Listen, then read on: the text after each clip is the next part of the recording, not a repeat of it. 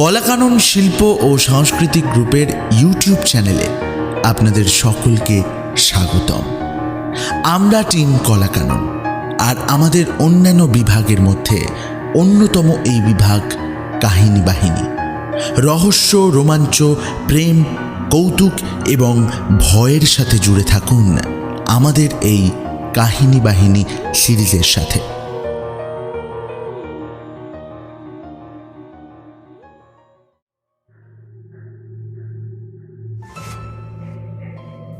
কাহিনী বাহিনীর আজকের নিবেদন প্রখ্যাত সাহিত্যিক ষষ্ঠীপদ চট্টোপাধ্যায়ের লেখা অশরীরী। গল্পের সূত্রধার আমি চন্দ্র। গল্প পাঠে কৌশিক জানা। নবগোপালের চরিত্রে সৌম্যদীপ বনু, নবগোপালের বাবা এবং আব্দুল কাকার ভূমিকায় শুভদীপ বনু, স্টেশন মাস্টারের চরিত্রে জিৎ ঘোষ, নবগোপালের স্ত্রীর চরিত্রে শ্রেয়া রায়, পাড়ার লোকের কোরাসে কলাকাননের সদস্যবৃন্দ। গল্পটি পরিচালনা এবং পোস্টার ডিজাইন করেছেন শুভদীপ বনু, সম্পাদনায় সৌম্য এবং জিৎ, এবং স্পেশাল এফেক্টসে পাপ্পু। শুরু হচ্ছে আজকের গল্প অশরীরী।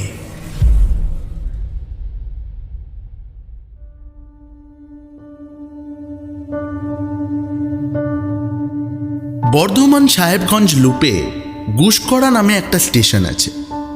ব্রিটিশ আমলে প্রথম যখন রেল লাইন পাতা হয় এখানে, সেই সময়কার কথা। গুসকরা থেকে 10-12 মাইল দূরে এক গ্রামের নবগোপাল নামে এক ছেলে মিলিটারিতে চাকরি পেয়ে পাঞ্জাব অঞ্চলে চলে যায়। সেখান থেকেই মাসে মাসে মানি অর্ডার করে টাকা পাঠাতো সে, চিঠিপত্র লিখত। কিন্তু দুঃখের বিষয়ে ইচ্ছে করলেই বাড়ি আসতে পারত না। এই নিয়ে বাড়ির লোকেদের অভিযোগের আর অন্ত ছিল না। নবগোপালের বাবা ছিলেন, মা ছিলেন, নতুন বিয়ে করেছিল তাই বউও ছিল, ভাই বোন এবং বাড়ির অন্যান্য লোকজন তো ছিলই। এইভাবেই দিন কাটছিল। নবগোপাল কিছুতেই বাড়ি আসার ছুটি আর পায় না। এদিকে বেশ কিছুদিন হলো নবগোপালের বাড়ি থেকে চিঠি আসাও বন্ধ হয়ে গেছে। নবগোপাল বুঝল বাড়ির লোকেরা তার দেশে না ফেরার জন্য রাগ করেই চিঠি লেখা বন্ধ করে দিয়েছে। কেননা শেষ চিঠিতে বাবা লিখেছিলেন, আজ 4 বছরেও যখন তুমি বুড়ো বাপ মাকে একবার এসে দেখে যাওয়ার প্রয়োজন মনে করলে না, নতুন বৌমার জন্য যখন তোমার কোনো কর্তব্য আছে বলে মনে হচ্ছে না, তখন আমরা ধরে নিলাম নতুন পরিবেশে গিয়ে তুমি আমাদের ভুলে গেছো। শুধু মাসে মাসে টাকা পাঠালেই পরিবারের প্রতি কর্তব্যের শেষ হয় না। শ্রী শ্রী ভগবানের কৃপায় আমাদের বিষয় সম্পত্তি কি আছে না আছে তা তোমার অজানা নয়। অতএব তোমার এই দান না পাঠালেও চলবে। এই চিঠি পাওয়ার পর স্বাভাবিকভাবেই নবগোপালের মন কেঁদে উঠল। তারপর একদিন যখন সত্যি সত্যি মানি অর্ডার ফেরত এলো, তখন আর সে থাকতে পারল না। ইতিমধ্যে পাঞ্জাব অঞ্চল থেকে কাশ্মীর অঞ্চলে বদলি হয়ে যায় নবগোপাল। সেখানে গিয়ে সেনাবাহিনীর কিছু নতুন বন্ধুদের সাহায্যে উচ্চতর পর্যায়ে আবেদন করে বহু কষ্টে 1 মাসের ছুটি মঞ্জুর করালো এবং দেশে ফিরল।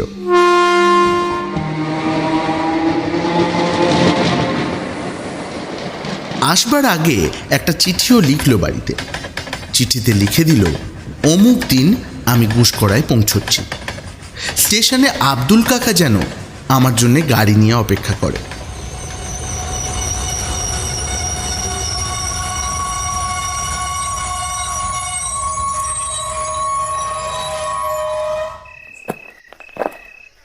সেই মতোই নির্দিষ্ট তারিখে নবগোপাল যখন গুসকরায় ট্রেন থেকে নামল, রাত্রি তখন 12টা। ঘন অন্ধকারে স্টেশন এলাকা খাঁ খাঁ করছে। 2-3 জন মাত্র যাত্রী নামলো ট্রেন থেকে। নবগোপাল ভাবল, হয় বাড়ির লোকেরা ওর চিঠি পায়নি, নয়তো বাবা রাগ করেই গাড়ি পাঠায়নি, অথবা গাড়ি নিয়ে এসে ওর বিলম্ব দেখে আব্দুল কাকা ফিরে গেছে। কেননা ও শুধু আসবার তারিখটাই লিখেছিল, দিনে আসবে কি রাতে আসবে তা তো লেখেনি।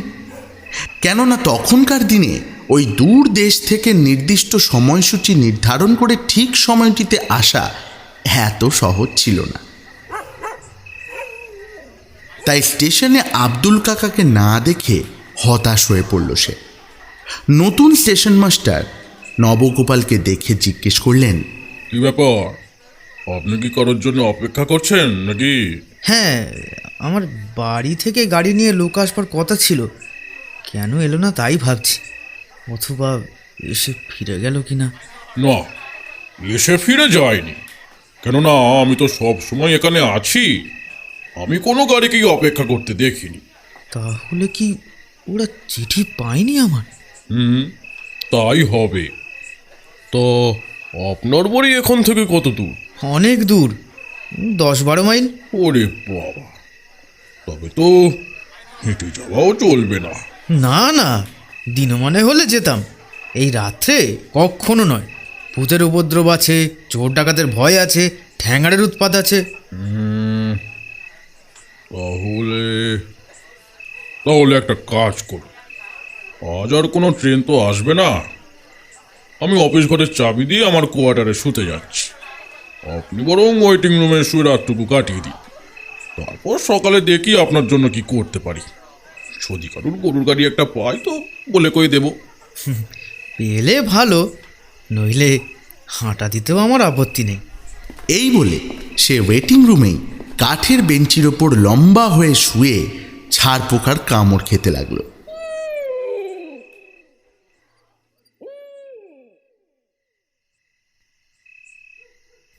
অনেকক্ষণ শুয়ে থাকার পর সবে তন্দ্রাটি এসেছে। এমন সময় খোকা বাবু, খোকা বাবু,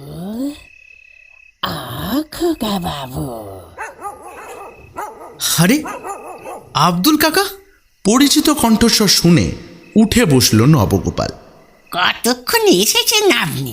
তা প্রায় ঘন্টাখানেক হলো। স্টেশনের বাইরে গাড়ি দেখতে না পেয়ে ভাবছিলাম তুমি আসোনি। আসবো না কি বলছেন? আপনার চিঠি পাওয়ার পর থেকে সবাই হান টান করছে, তবে গাড়ি তো আমি এখানে রাখিনি। গাড়ি ওই বাঁধের উপর রয়েছে। আপনার চিঠি পেয়েছে, কিন্তু আপনি কখন আসবেন চিঠিতে তো তা লেখেননি। তাই এখানে জায়গা জোড়া না করে গাড়িটাকে বাঁধের উপর রেখেছি। আমি ঠিক করেছিলাম লাস্ট ট্রেনটা দেখে তারপর ফিরে যাব, এই ভেবে গাড়িতে গিয়ে শুয়েছিলাম। কিন্তু এমন ঘুম এলো যে না ঘুমিয়ে থাকতে পারলুম না। ঠিক আছে, রাত যখন হলো রাতটা কাটুক, কাল একটু ভোর ভোর রওনা হওয়া যাবে। সে কি খোকা বাবু, কর্তা বাবুর অবস্থা জানেন? মা বৌমা সবাই আপনার চিঠি পাওয়ার পর থেকেই ঘরবার করছেন। রান্না বান্না রেডি করেই আপনার জন্য পচতে বসে আছেন সব। কিন্তু আব্দুল কাকা, পথঘাটের যা অবস্থা তাতে। খোকা বাবু, আপনি কি ভুলে গেলেন আমার নাম আব্দুল? আমার শরীরে এক ফোঁটা রক্ত যতক্ষণ থাকবে ততক্ষণ কারো সাধ্য আছে আমাদের কিছু করে? সব ভয় করবেন না খোকা বাবু। চলুন চলুন, উদার বুদোকে সঙ্গে এনেছি। গরুর গাড়িতে আমি ঘোড়ার গাড়ির মতো ছোটাবো। চলো। অতএব নবগোপাল আর দ্বিরুক্তি না করে আব্দুলের সঙ্গেই চলল। আব্দুল নবগোপালের সুটকেসটা মাথায় নিয়ে আগে আগে চলল, নবগোপাল চলল পিছু পিছু। যেতে যেতে নবগোপাল দূর থেকেই দেখতে পেল সেই অন্ধকারে বাঁধের ওপর দুটো করে চারটে চোখ যেন ভাঁটার মতো চলছে। চতুষ্পদ জন্তুদের চোখ রাত্রিবেলা জ্বলে, কিন্তু তা বলে এইভাবে। নবগোপাল কাছে যেতেই উদো আর বুধো গরু দুটো বহুদিন পরে মনিবকে দেখে শিং নেড়ে তার আনুগত্য প্রকাশ করল। আব্দুল বলল, বাবু, গাড়িতে খড় বিছিয়ে গদির মতো করে আপনার বিছানা পেতে রেখেছি। আপনি শুয়ে পড়ুন, আমি জোর কদমে গাড়ি চালিয়ে যাচ্ছি। নবগোপাল তাই করল। দূরের ট্রেন ভ্রমণে একেই সে ক্লান্ত ছিল, তারপর রাতও হয়েছিল অনেক, তাই গরুর গাড়ির বিছানায় দেহটি সে এলিয়ে দিল। এদিকে আব্দুল গরুর গাড়ি নিয়ে বাঁধ থেকে মাঠের রাস্তা ধরল। প্রথমটা বেশ একটু মন্থর গতিতে চলার পর গাড়ি এত জোরে ছোটাতে লাগলো যে ওর মনে হলো ও যেন এখনো ট্রেনের মধ্যেই রয়েছে। নবগোপাল ভয়ে ভয়ে বলল, আরে কি করছো? এইভাবে গাড়ি চালালে গাড়ি উল্টে যাবে যে। কেন ঘাবড়াচ্ছেন খোকা বাবু? আমার নাম আব্দুল, কোনো ভয় নেই আপনার। চুপচাপ শুয়ে থাকুন। আরে না না না না, আমার ভীষণ ভয় করছে। কিন্তু কে কার কথা শোনে? আব্দুলের তখন জেদ চেপে গেছে, জোরে গাড়ি সে চালাবেই। নবগোপাল বুঝতে পারল গরুর গাড়ি এত জোরে ছুটছে যে মাঝে মাঝে চাকা মাটি স্পর্শ করছে না, যেন হাওয়ায় উড়ে চলছে। এইভাবে কিছুক্ষণ যাওয়ার পরই গ্রামে পৌঁছল ওরা। গ্রামে ঢোকার মুখে একটা খাল আছে। গরুর গাড়িটা লাফিয়ে খাল পার হয়ে গেল।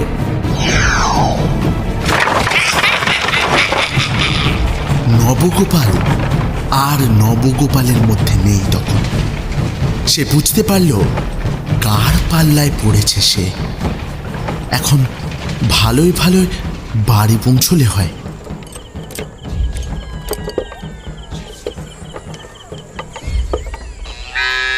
যাই হোক, গাড়ি এসে বাড়ির কাছেই থামল।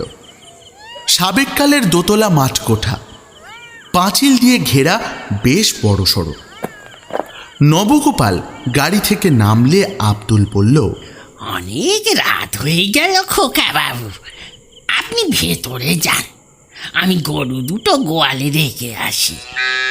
এই বলে আব্দুল চলে গেল। ভীত সন্ত্রস্ত নবগোপাল দরজায় কড়া নাড়ল। সঙ্গে সঙ্গে ওর মা বাবা দুজনেই দরজা খুলে বেরিয়ে এলেন। নবগোপাল প্রণাম করতে যেতেই বাবা বললেন, থাক থাক বাবা থাক, তোমার চিঠি যথাসময়ে পেয়েছি, কিন্তু এত রাত্রে তুমি কি করে এলে? তোমার আসার সময় জানতে না পারার জন্য আমি কোনো গাড়ি পাঠাইনি। জানি তুমি বুদ্ধিমান ছিলে, কারো না কারো একটা গাড়ি ভাড়া নিয়েই আসবে। তবুও সারাদিন অপেক্ষা করে এই সবে শুয়েছি আমরা। এত রাতে এইভাবে আসাটা তোমার ঠিক হয়নি। আমাকে আব্দুল কাকা নিয়ে এসেছে বাবা। আব্দুল? আব্দুল নিয়ে এসেছে? হ্যাঁ, আব্দুল কাকা। সে কি ঠিক বলছো?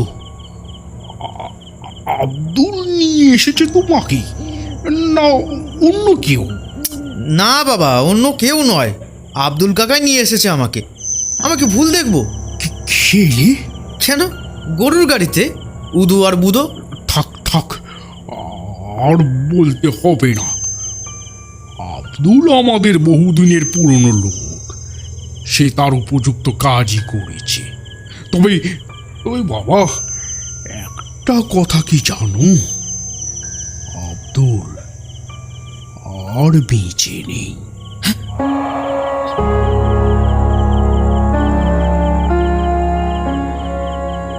উদো বুদো না। সে কি? যাক যাক, ওসব কথা এখন থাক। পথে তোমার কোনো অসুবিধা হয়নি তো? রাত কিন্তু অনেক হয়েছে, এবার খেয়ে দিয়ে শুয়ে পড়ো কেমন? বলেই ডাক দিলেন, বৌমা। যাই বাবা। এক গলা ঘোমটা দিয়ে নবগোপালের বউ এসে দাঁড়ালো। নবুকে খেতে দাও দাও। নবগোপাল হাত মুখ ধুয়ে ওর ঘরে গিয়ে ঢুকল। তারপর বউ ভাত তরকারি ধরে দিলে তৃপ্তির সঙ্গে খেতে লাগলো সে। খেতে খেতে বলল, ওরে বাবা, এত সব রান্না করলে কি করে? কি হলো? বউ নিরুত্তর। নবগোপাল বলে, ও, অনেক দিন বাড়ি আসেনি বলে রাগ করেছে আমার ওপর। কিন্তু কি করব বলো, আমি কি ইচ্ছা করে আসিনি? আমি যে নিরুপায়। নবগোপাল দেখল বউয়ের চোখ দিয়ে টপ টপ করে জল পড়ছে। যাই হোক, খাওয়া শেষ করে খাটের বিছানায় নবগোপাল শুয়ে পড়ল। ওর বউ পাশে বসে সযত্নে পাখার বাতাস করতে লাগলো নবগোপালকে। সারাদিনের ক্লান্তির পর তৃপ্তির আহার, এবং তার উপর এই সুখ শান্তির শয্যায় শোয়া মাত্রই গভীর ঘুমে ঘুমিয়ে পড়ল নবগোপাল।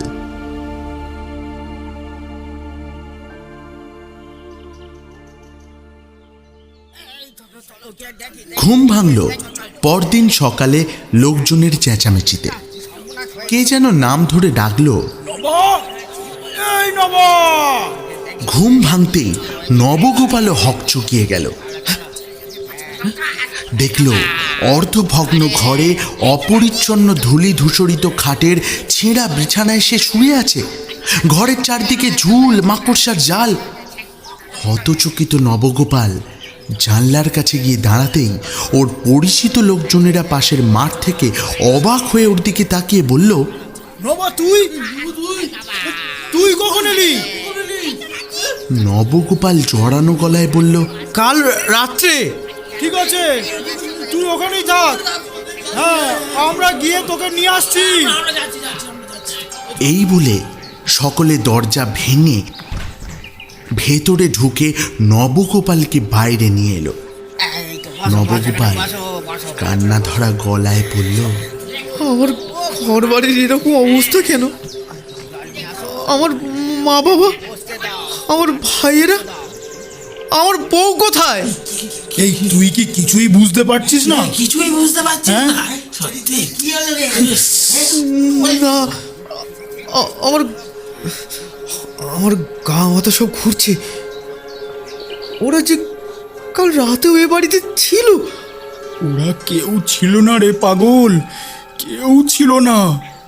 কাল রাত্রে যাদের দেখেছিস তারা ওদের প্রেতাত্মা। বেশি দিন নয়, মাত্র 6 মাস আগে কলেরার মহামারীতে সব শেষ হয়ে গেছে। আমরা এই সামান্য কজন ছাড়া গোটা গ্রামই উজাড় হয়ে গেছে প্রায়। তোদের বাড়ির কেউই বেঁচে নেই।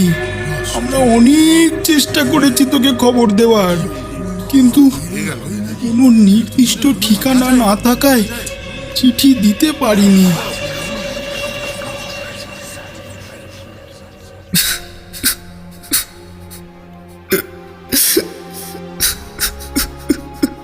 নবগোপাল সব শুনে ডুকরে কেঁদে উঠল একবার। তারপর গত রাত্রের ঘটনার কথা সবাইকে বলে দিন 2 গ্রামে থেকে আবার কর্মস্থলে ফিরে গেল সে।